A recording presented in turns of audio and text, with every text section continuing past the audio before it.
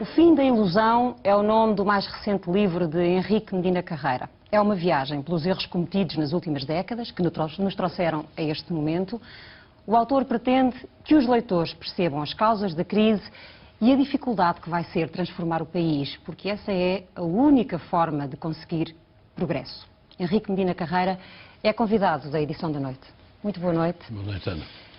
Este fim da ilusão remete-me um pouco para um discurso que ouvimos há poucos dias do sociólogo António Barreto, no Dia de Portugal, em que ele defendia, depois de críticas duras à classe política que nos vai dirigindo, um apuramento de responsabilidades. O senhor acha que é preciso fazer esta catástrofe? Nesta fase da nossa vida, eu não exageraria falando de uma responsabilização criminal. De resto, nem sou criminalista, nem sei se haveria fundamentos.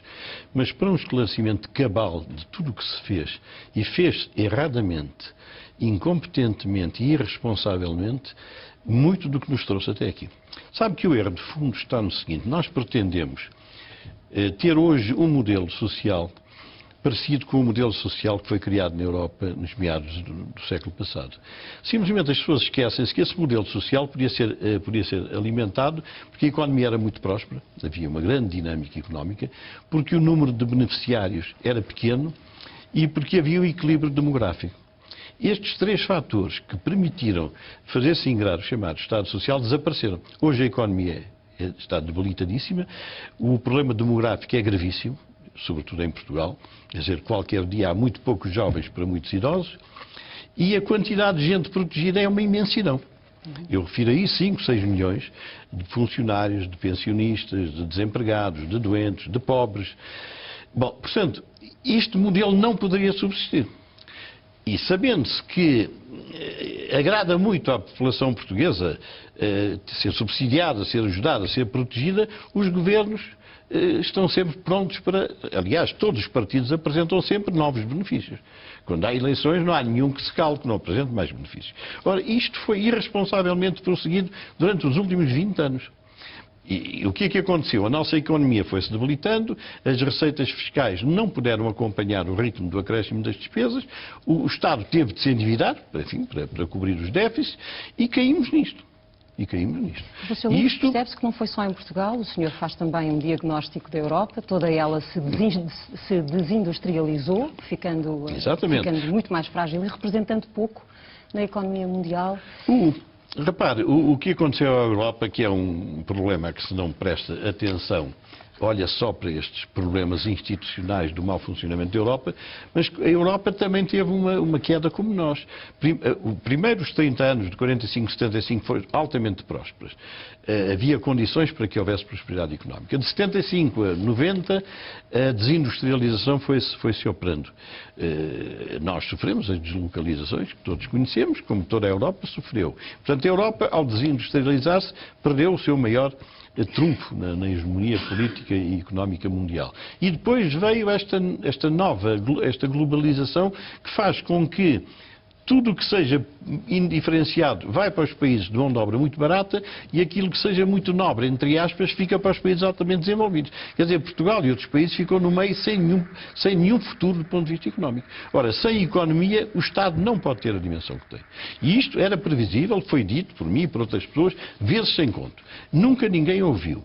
E toda a gente que faz aqui, na vossa estação e fora daqui, análises, o mais que faz é análises trimestrais, que não dão ideia rigorosamente nenhuma. Isto tem que se ver a 5, a 10, a 15, a 20 anos. Portanto, isto tudo era previsível, era fatal. A crise internacional antecipou um pouco e agravou, mas daqui a 3 ou 4 anos sozinhos íamos cair na situação em que estamos. Como dizia Einstein, um problema não se resolve dentro do sistema que o criou. E agora? Resolvemos isto como? Ouça, por mim, eu entendo que o calcanhar daquilo está na desqualificação dos partidos.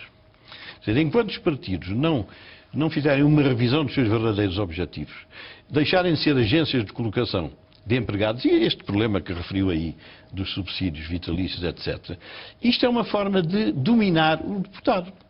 Quer dizer, o deputado tem que lá estar uns anos. Isto já acabou, aliás, a lei mudou felizmente. Mas um deputado tinha que estar ali quieto e calado para não ser posto fora das listas. Pelo seguinte, isto é uma forma, digamos, não é de castração, mas é de domínio sobre a liberdade. Logo o deputado é mal escolhido, porque é escolhido pelo chefe do partido. Como sabe, não há deputados fora dos partidos. Portanto, tem que se portar bem para entrar nas listas. E depois de estar lá, tem de estar sossegado, porque senão não entra nas listas seguintes. Então, assim, esta vida partidária, com a profissionalização da atividade política, quando eu andava na política, normalmente nós tínhamos profissão. Víamos do escritório, do emprego, da banca, fosse onde fosse. E saíamos, daí de 1 ano, 2 anos, sem problemas. Agora não. As pessoas profissionalizam-se e depois não têm para onde ir. Portanto, os episódios caricatos desta última campanha eleitoral pareciam umas feras uns com os outros. Quer dizer, é que estão ali salvar o futuro. Não estão a tratar do país, estão a salvar o seu futuro pessoal. Portanto, os partidos, se não fizerem uma volta muito grande, este sistema partidário vai conduzir o país a uma situação de grande gravidade, mais grave do que agora. O senhor descreve-o como um sistema distorcido e desacreditado. A questão é, ele vai ser capaz de regenerar-se? O senhor acredita nisso? Ana, repare, nós agora estamos postos perante um desafio muito sério. Não vem dinheiro para pagar salários e pensões se nós não cumprirmos um conjunto de soluções que foram negociadas pelo governo que vai sair e que se nos impõe. Estas medidas, quanto a mim, não vão resolver o problema. Mas nós não teremos cara nem condições para amanhã rediscutir o problema se não nos portarmos bem agora. Portanto, nós temos que nos portar bem, cumprindo tudo o que seja possível, se for tudo aplicado ainda melhor, porque se daqui a 2 ou 3 anos tivermos de enfrentar problemas financeiros, apresentar-nos-emos como gente que se esforçou e não como gente que se descuidou. Portanto, este programa não acredito que vai resolver o problema. A nossa economia está demasiado de rastros e há muito tempo, por razões, enfim, que se calhar não há tempo aqui para explicar. Mas para cumprir este acordo, nós também estamos a partir de um pressuposto de crescimento da economia. É isso que eu quero dizer, é que a economia portuguesa só cresce com a procura interna, quer dizer, com o consumo interno, grosso modo, e com investimento. Investimento não há. O consumo interno vai cair brutalmente, porque os salários diminuem, porque os impostos aumentam, por conseguinte, esse fator de crescimento da economia não existe. Diz-se exportar. Bom, nós temos exportado e em metade dos anos as relações comerciais com o exterior não contribuem para o aumento do produto. São negativas. E nos anos em que são positivos, contribuem com 1%. Quer dizer, se exportarmos bem, nós poderemos crescer 1%. Quer dizer, é a perspectiva que temos nos anos próximos. Com 1% não é possível realmente resolver o nosso problema. Porque o Estado atingiu uma dimensão. Bom, num país com 10 milhões, se nós temos 5 milhões a receber prestações do Estado, percebe-se que isto está errado. E que estava erradíssimo e que não quiseram ver por razões de demagogia e de incompetência. Portanto, é difícil que nós cumpramos. Agora, acho que as medidas devem ser, na medida do possível, aplicadas. E se daqui a 2 anos tivermos que aparecer na praça pública, aparecemos pelo menos como gente de rigor e de boa vontade. Portanto, acha que temos 2 anos para provar alguma coisa? E será esse o prazo para perceber Ana, se somos obrigados a renegociar a dívida ou não? Tudo é relativo. Comparado com estes anos todos que temos de governação para trás, fazer melhor já é um bom serviço. Porque o que se fez foi uma lástima. Como aliás, a situação portuguesa demonstra. Portanto, fazer melhor seguramente que é possível. Fazer o melhor possível vai depender do governo que venha. Eu, por mim,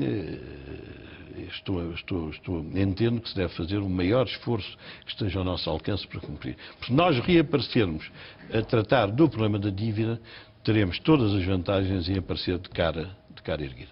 É muito importante esta discussão sobre o tamanho, a dimensão do governo. Haver 14 ou 18 ministérios, isso faz, na verdade, alguma sabe que eu sou por governos pequenos. Pelo seguinte, é que sabe que onde há muito português há muita conversa. Eu costumo dizer que um português normalmente vale mais que 2. Porque um sozinho faz o seu trabalho. Com 2 já chega tarde, não deixa eu trabalhar, e depois vem discutir futebol ou política. Portanto, em Portugal os órgãos devem ser tão pequenos quanto possível se quiser fazer alguma coisa. Da experiência que eu tive do governo, acho que um governo com 10 ou 11 seria muito mais eficaz. Portanto, eu sou partidário de um governo muito pequeno. Porque isto é uma fantasia esta de muitos governos, é muita conversa, muita dispersão, e, portanto, eu alinho pelo governo pequeno. Agora, não é possível por razões de rearranjo orgânico, não é? Mas se daqui a um ano for possível, eu sou dos que defendo um governo muito pequeno. E em modelo de coligação, num momento destes? Qual é a sua fé? Esta que existe. Esta que existe. Eu preferiria uma coligação que englobasse o PS. O PS sem José Sócrates é um partido praticável. Com ele é que não era. Portanto, acho que havia toda a vantagem realmente em que o PS entrasse dentro do governo ou fizesse um qualquer acordo para além do próprio acordo com as entidades estrangeiras que aí estiveram. Não é possível porque o futuro Primeiro-Ministro excluiu essa hipótese. Bom, é o melhor que se arranja, não vale a pena perder tempo. Pelo que se tem podido ler nos jornais, nas discussões entre o PSD e o CDS, já se percebeu quais são as áreas em que é mais difícil o acordo, ou em que os dois partidos têm, de facto, visões diferentes. Algumas delas têm a ver com a taxa social única, com o modelo de segurança social, com a privatização da RTP. São estes os dossiês mais importantes do momento? Ouça, eu não sei o que é que se está a passar. Não suponho que o problema da RTP seja um problema gravíssimo, embora ele, se tivesse responsabilidades, remodelaria radicalmente a RTP. Nós precisamos de uma estação de serviço público, não é para dar futebol, é para dar concursos, como vocês, isso é para os privados. A RTP do Estado acho que não deveria ser assim, mas acho que não é um problema urgente. Como nada disso de que se fala agora é urgente. Há um caderno de encargos, chamemos-lhe assim, e temos realmente que começar a cumprir. Bom, e estou convencido que no Governo eles acabarão por cumprir rigorosamente e pôr de lado estas coisas que podem esperar um ano ou dois. Nós vimos que na sexta-feira passada, voltando um pouco atrás nesta nossa conversa, a Grécia aprovou um pacote de mais rigor para conseguir ter acesso à próxima tranche do empréstimo e hoje as agências de rating prejudicam-na ou qualificam-na de forma negativa. Isto é uma perseguição, é o que em relação aos mercados financeiros e à capacidade de resposta dos países? Quem olhe, bem, eu não conheço a economia grega, mas conheço a nossa. Quem olhe para estas economias realmente tem expectativas muito pouco favoráveis. Porque a nossa economia veio nos últimos 40 anos sempre a perder dinamismo. Nós crescemos 6% nos anos 60, agora crescemos 0,6% de 2000 a 2010. Ora, com esta economia e sem que se veja com um fundamento muito sério a capacidade de relançar a economia, as perspectivas das agências de rating e de qualquer pessoa que objetivamente olhe para o problema são realmente bastante desanimadoras. E nós somos vítimas da possibilidade de contaminação ou somos só vítimas de nós próprios? Ouça, eu gostaria imenso que a Grécia resolvesse os problemas, oxalá resolva, porque eu receio uma coisa que não é muito visível, é que os europeus do centro já estão fartos de nós. Quer dizer, o problema já não é racional, o problema acho que já é muito emocional. E acho que devemos fazer tudo para que não se fartem de nós. Porque nós sozinhos teríamos um problema gravíssimo. É claro que há quem diga, vamos pedir aos palopes dinheiro emprestado. Está-se mesmo a ver que resolvia as nossas angústias, não os palopes, está-se mesmo a ver. Mas nós temos que cumprir com rigor. Que a economia vá corresponder, eu digo, não espero. Por razões que lhe expliquei. Nós não vamos ter procura interna e a procura externa também não vai ser decisiva. Portanto, os próximos 10 anos de economia não vão ter uma resposta saudável. Vamos empobrecer necessariamente? Não, já estamos a empobrecer, porque se você olhar para os números do que produzimos e do que nós pagamos de juros, já estamos a empobrecer. O país chamado rendimento nacional, o PIB é aquilo que se fala mais. Mas há uma outra realidade que é o rendimento, que é o PIB menos o que se paga lá fora. Se você deduzir ao que nós produzimos o que pagamos lá fora, por exemplo, nós em 2010 pagámos de rendimentos 8 mil milhões. O turismo rendeu 4,7. Quer dizer, o turismo já não chega praticamente para os rendimentos que pagamos. Portanto, nós já estamos a empobrecer. Há dias fiz umas contas grosseiras, nós estamos ao nível de 2002. Estamos já recuados do ponto de vista económico 10 anos quase.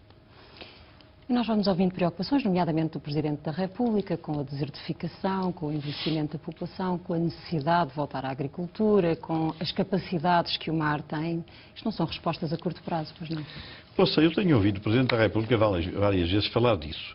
O problema não é o mar, ou o ar, ou a terra. Em todos esses sítios é possível realizar empreendimentos. O problema é que não há condições para atrair investimento. Se alguém vem a olhar para os nossos tribunais, foge logo. Se alguém pergunta sobre como são os impostos, foge.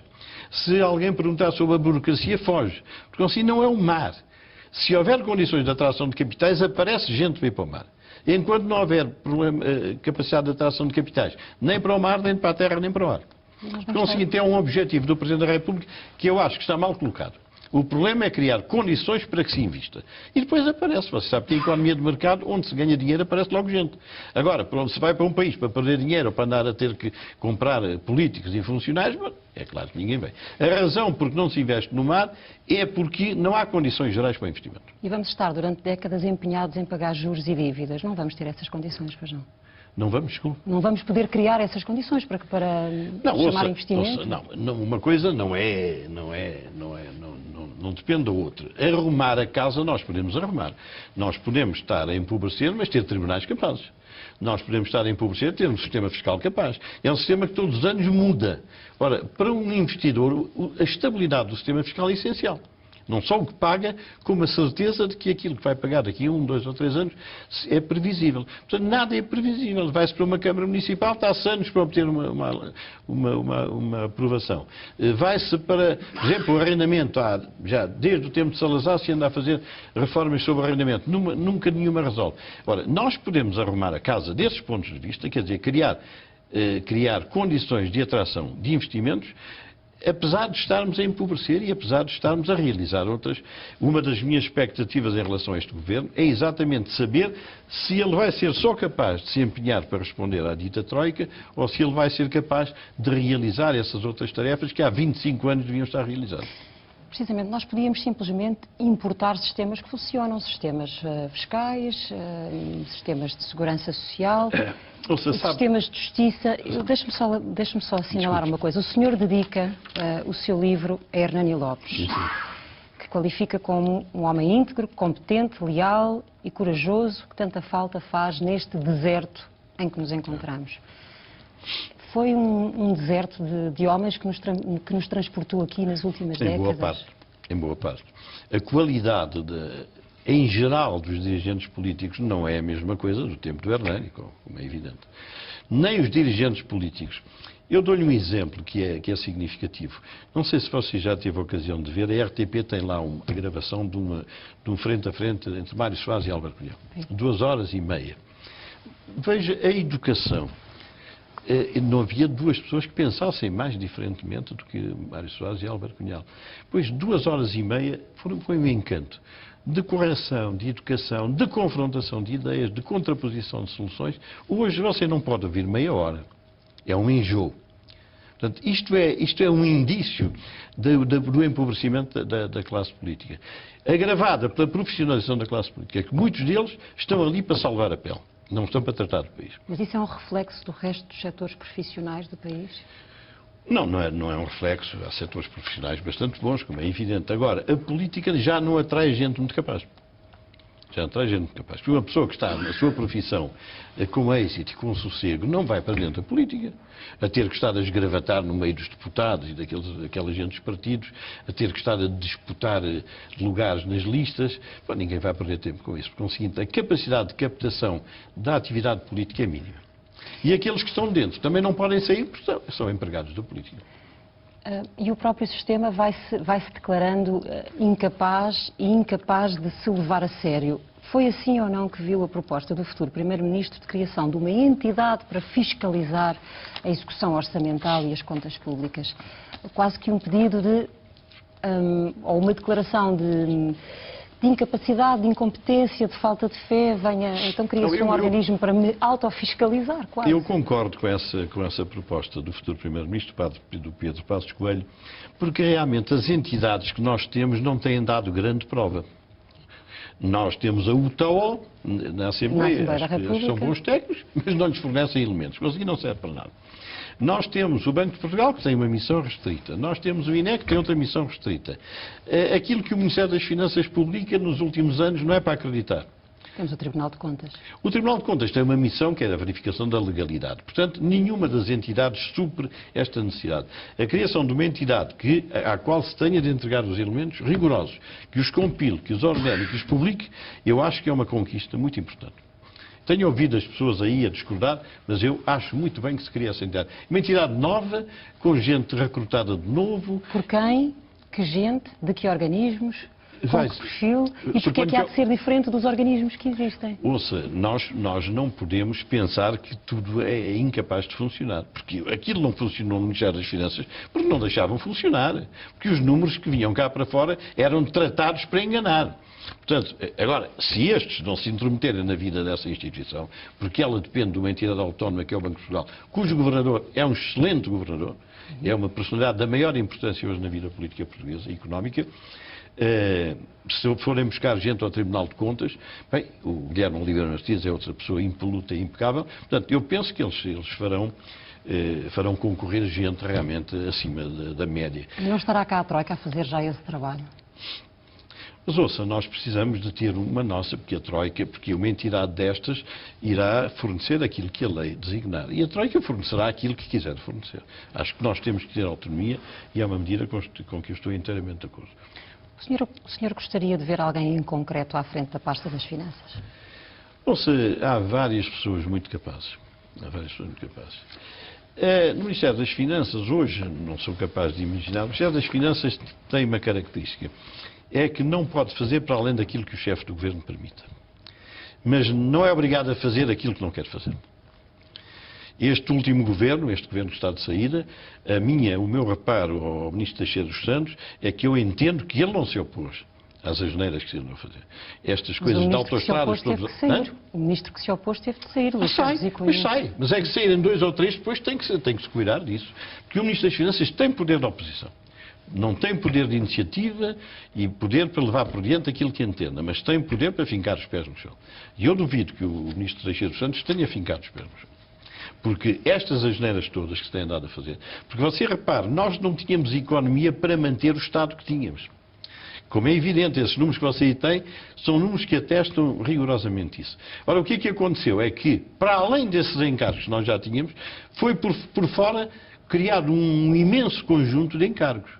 Agora, esse conjunto de encargos é irracional, não é necessário para a situação portuguesa de hoje, não é indispensável para a vida e para o progresso de Portugal. Se você tiver 3 autoestradas em vez de 15, o país funciona perfeitamente, como na Irlanda ou na Suécia. Portanto, isso foi, para além de um voluntarismo que eu não quero qualificar agora, um indício das negociatas entre o poder político e as entidades privadas. Porque não se justifica, senão para servir bancos, para servir construtores, que se andassem a enxamear o país de autoestradas. E, portanto, nisso o Ministro das Finanças acho que devia ter-se oposto. Não levava por diante, saía. Vinha outro que se opusesse, saía. E ao terceiro não saía mais ninguém, ao quarto. Mas as PPPs foram um pecado comum aos últimos governos, todos. Sim, mas não desta maneira. Isso foi uma barbaridade. Quer dizer, se a barbaridade já vinha, então tornou-se barbaridade ao cubo. Quer dizer, se havia asneiras antes, Cavaco Silva, Guterres, não sei se fizeram asneiras nesse domínio, agora, isso não vem justificar e legitimar mais asneiras. Porque foram estas asneiras que deixaram o país a cair. Porque o endividamento, em grande parte, foi dinheiro que veio para fazer as asneiras. O endividamento disparou, sobretudo, na última década. Eu tenho aqui números. Nós devíamos, em 2010, ao exterior, 44 mil milhões, agora devemos 190 mil milhões. Quer dizer, aumentou 150 milhões numa década. Significa, em média, 15 mil milhões por ano. 15 mil milhões por ano são 1.200 milhões por mês. Quer dizer, todos os dias nós estamos a todo minuto endividados. Isto aí, eu refiro aí, há bocado estive a dar uma olhada, porque eu nunca tenho paciência para reler aquilo que escrevi. Mas há bocado folhei e assinalava aí que no ano 2001 ou 2002 a banca estava a endividar-se excessivamente no estrangeiro. Perigosamente. Portanto, tudo isto era previsível. Sabe que a mim me indigna, porque essas contas que aí estão feitas, qualquer pessoa que tenha uma máquina de calcular e saiba aritmética faz essas contas. Não houve um Ministro das Finanças que mandasse fazer estas contas. A nossa economia cresceu nos últimos 20 anos a uma taxa anual média de 1,8. A nossa despesa corrente primária, quer dizer, sem juros e sem investimentos, cresceu 4,2. A Ana imagine que em sua casa o seu ordenado aumenta por ano 1,8 e que a sua despesa aumenta 4,2. É preciso ser um sábio para ver isto. é preciso ser uma pessoa de grande qualidade. Não. Dr. Medina Carreira, nós ouvimos há poucos dias o presidente de uma empresa pública dizer que a empresa tinha de rendimento anual 400 milhões e que tinha de custos 480 e, portanto, era perfeitamente viável. Pois, esse dirigente devia ser chamado para se explicar. E como a explicação não deveria convencer, devia ser logo posto na rua. Este fim da ilusão dirige-se a alguém em concreto ou a todos os portugueses? Oh, Ana, isso não se dirige a ninguém, porque ninguém soube disso, como se sabe. As televisões nunca perguntaram por nada. Porque as televisões tratam normalmente do trimestre, não tratam dos 5 anos. Os jornais não têm, digamos, tiragem suficiente. A população, digamos, não é preparada para estar a ouvir e a perceber essas coisas. Quer dizer, isto era dirigido à classe política chamada.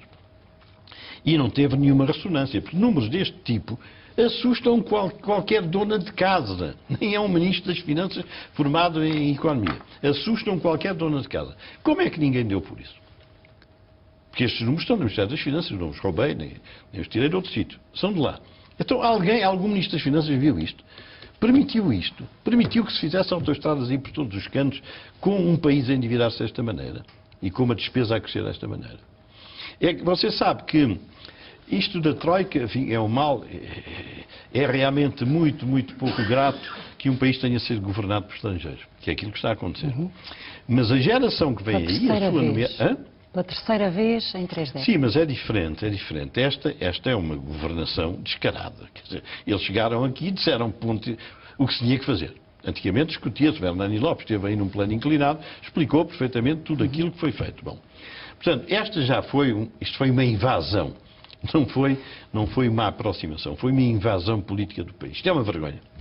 Agora, o problema sério não é este ainda.